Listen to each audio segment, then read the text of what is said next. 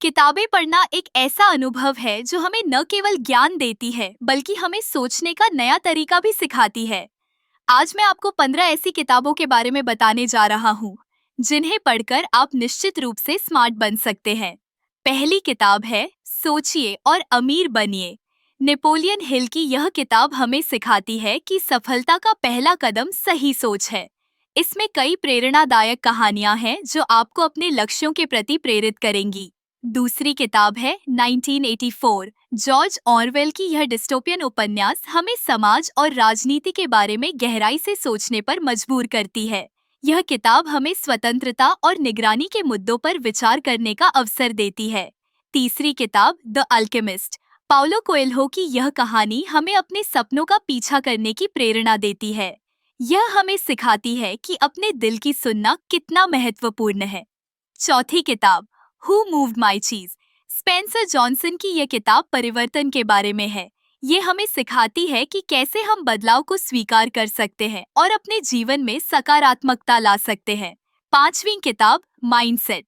Carol Dweck की यह किताब हमें बताती है कि हमारी सोच का हमारे जीवन पर कितना प्रभाव पड़ता है।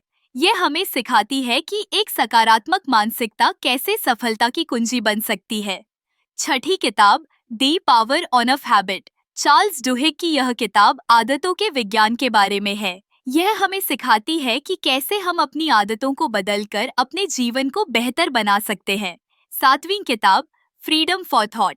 जॉन स्टुअर्ट मिल की यह किताब स्वतंत्रता और विचारों की शक्ति पर केंद्रित है। यह हमें सिखाती है कि विचारों की स्वतंत्रता कितनी महत्वपूर्ण है। आठवीं किताब सिंपली इफेक्टिव। यह किताब हमें सिखाती है कि कैसे सरलता में ही सफलता है। यह हमें बताती है कि जटिलता से बचकर हम अपने लक्ष्यों को आसानी से प्राप्त कर सकते हैं। नौवीं किताब दे तात 7 habits of highly effective people. Stephen Covey की यह किताब हमें प्रभावी लोगों की आदतों के बारे में बताती है। यह हमें अपने जीवन को व्यवस्थित करने और अपने लक्ष्यों को प्राप्त करने में मदद करती है। 10वीं किताब द आर्ट ऑफ वॉर। सुन त्जू की यह प्राचीन किताब रणनीति और नेतृत्व के बारे में है। यह हमें सिखाती है कि कैसे हम अपने जीवन की चुनौतियों का सामना कर सकते हैं। 11वीं किताब getting things done. David Allen की यह किताब उत्पादकता के बारे में है। यह हमें सिखाती है कि कैसे हम अपने कार्यों को प्राथमिकता देकर अधिक प्रभावी बन सकते हैं। 12वीं किताब दी फॉर्मूला।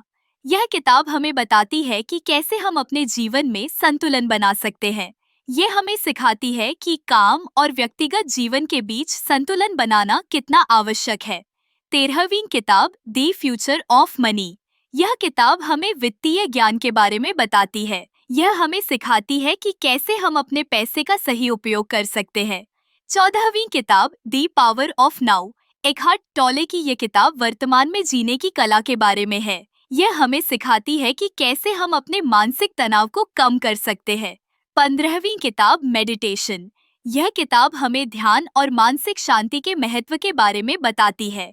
यह हमें सिखाती है कि कैसे हम अपने मन को शांत रख सकते हैं और अपने विचारों को नियंत्रित कर सकते हैं। इन किताबों को पढ़कर आप न केवल अपने ज्ञान को बढ़ा सकते हैं बल्कि अपने दृष्टिकोण को भी बदल सकते हैं।